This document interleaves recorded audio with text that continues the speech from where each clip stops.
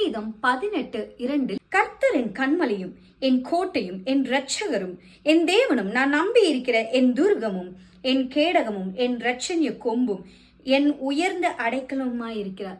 ஆமாங்க, தாவீது தன்னை சவுல் துரத்தும் போது எழுதின பாட்டு தான் இது. கர்த்தர் எனக்கு துணையாளனா இருக்கிறார், என்னுடைய கோட்டையா இருக்கிறார், என்னுடைய அரணா இருக்கிறார், நான் நம்பி இருக்க துருகமா இருக்கிறார், என்னை எல்லாவற்றிலிருந்தும் தப்புவிக்க உண்மை உள்ளவரா இருக்காருன்னு சொல்லி தாவீது தன்னுடைய சங்கீதமா எழுதியிருக்காரு. இன்றைக்கு உங்க வாழ்க்கையில எத்தனை பிரச்சனைகளை கடந்து போயிட்டு இருந்தாலும் ஒரு காரியத்தை நினைவுல வச்சுக்கோங்க, கண்மலையான கிறிஸ்துவோட நீங்க கட்டப்பட்டு இருக்கிறீர்கள். ஒரு நாளும் உங்கள் கால்கள் சறுக்காது, ஒரு நாளும் நீங்கள் நொடுங்கி போக மாட்டீர்கள், ஒரு நாளும் உங்க வாழ்க்கையில தோல்வியை தழுவ மாட்டீர்கள்.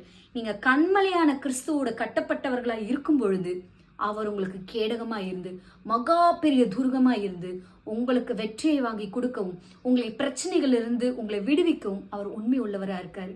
நீங்க விசுவாசிக்கும் பொழுது தேவனுடைய மகிமையை காண்பீர்கள். God bless you.